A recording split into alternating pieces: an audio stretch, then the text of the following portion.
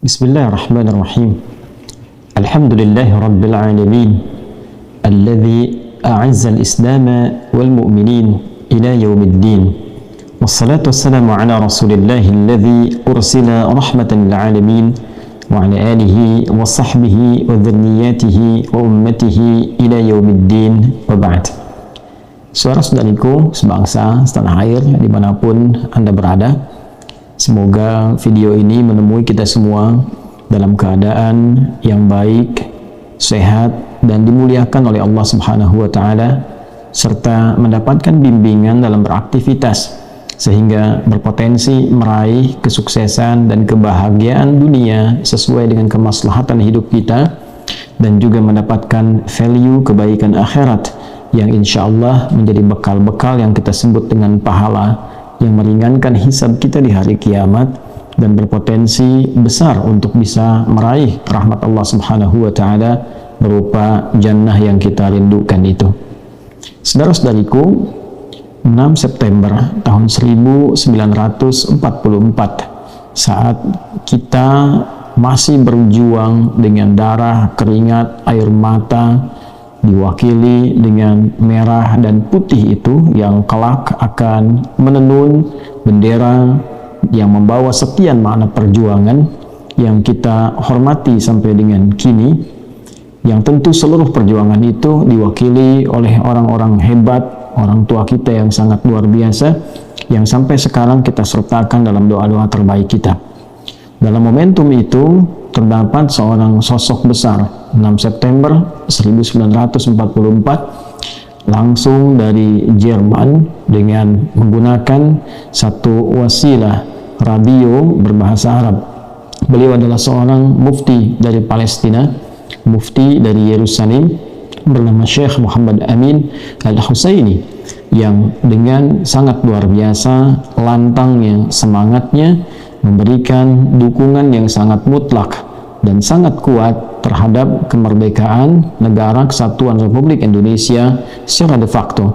Dukungan yang disiarkan melalui radio Jerman berbahasa Arab inilah yang kemudian menyebar di dunia Arab, yang melahirkan dukungan-dukungan baru yang sangat kuat, bahkan bukan sekedar dukungan moral ataupun intelektual, tapi juga ada materi-materi yang juga disuguhkan dari mulai Palestina sampai ke Mesir dan beberapa negara-negara Arab yang menyusul kemudian. Alhamdulillah atas berkat rahmat Allah Subhanahu wa Ta'ala, dengan perjuangan para orang tua kita, dengan doa mereka, dengan tenaga mereka, darah, keringat, air mata mereka, terwujudlah kemerdekaan Indonesia itu di hari Jumat yang kita ketahui dengan tanggal 17 Agustus tahun 1945. Dan sampai dengan sekarang sudah sekian masa kita nikmati kemerdekaan itu, 78 tahun tepatnya, yang tentu mesti kita isi dengan semangat untuk membangun, kompak, terjauh dari perpecahan, dan dengan itu insya Allah kita bisa membangun negeri ini sesuai dengan harapan para pejuang-pejuang kita yang menginspirasi dan mengarahkan kita untuk selalu bersatu dalam kebaikan,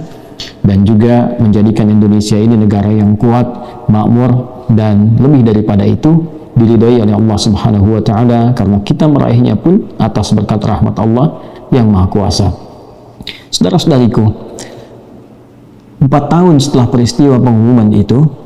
tepatnya tahun 1948, ternyata mufti besar itu dari tempat ia dilahirkan, tempat ia tumbuh berkembang bahkan menjadi mufti, keadaan jadi berbalik. Saat 6 September 1944 ia dengan lantang menyuarakan kemerdekaan Indonesia, maka 4 tahun kemudian ternyata negeri tempat ia terlahir, negara yang eksis dalam kehidupannya, menjadi berbalik terjajah sampai dengan kini. Sekian puluh tahun telah berlalu, dan menariknya, dan juga bukan hanya menarik dalam konteks positif, tapi juga memberikan makna-makna yang ironi, makna-makna negatif kepada kita semua, bahwa sekian puluh tahun ini semua terjadi, dari mulai pembunuhan, dari mulai pelecehan, penodaan, sampai ke situs-situs suci, rasa-rasanya mata-mata dunia sampai dengan kini jarang sekali tertuju dengan objektif, memberitakan dengan sesungguhnya, bahkan menjadi narasi-narasi yang berputar terbalik sehingga memberikan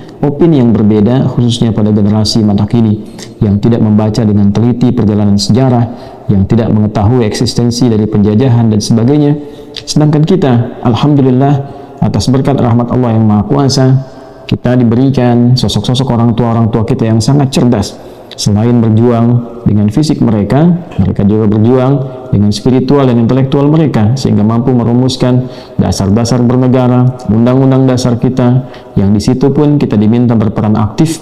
untuk bisa menyuarakan bukan hanya sekedar suara lokal kita, tapi kita diminta menjadi bagian dari masyarakat global yang mengkampanyekan pembebasan, mengkampanyekan kesetaraan, kebaikan, dan anti penjajahan. Karena itulah kita dapati dalam undang-undang kita mengatakan kepada dunia bahwa penjajahan harus dihapuskan karena tidak sesuai dengan peri kemanusiaan dan peri keadilan. Oleh karena itu, dalam video yang singkat ini, saya ingin mengajak kepada kita semua, lapisan masyarakat Indonesia, tanpa kecuali, bila dulu Palestina luar biasa mendukung kita dengan doa, dengan kampanye mereka, dengan kekuatan lobi mereka, maka solusi terbaik untuk mengatasi krisis saat ini, khususnya yang terjadi di Palestina dan sekitarnya, tiada lain adalah memberikan kesetaraan dalam kebebasan berkehidupan, memberikan kesetaraan dalam eksistensi bernegara. Saatnya Palestina merdeka, seperti yang lain juga merdeka,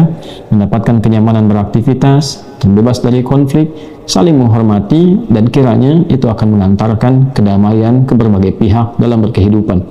Oleh karena itu, mari kita sama-sama menebarkan kedamaian di muka bumi ini, kebahagiaan untuk semua, dan mendoakan dalam segala hal supaya kita semua hidup dalam keadaan yang baik. Dan dalam konteks Palestina yang sekarang berkembang, saya mengajak kita juga untuk mendoakan para pejuang-pejuang untuk mendapatkan kemerdekaan dalam kehidupan mereka. Dan bagi umat Islam, saya juga menyarankan untuk bisa melakukan doa kunut nazilah, dikhususkan kepada para pejuang-pejuang untuk mendapatkan kemerdekaan seperti yang diharapkan. Bila dalam puluhan tahun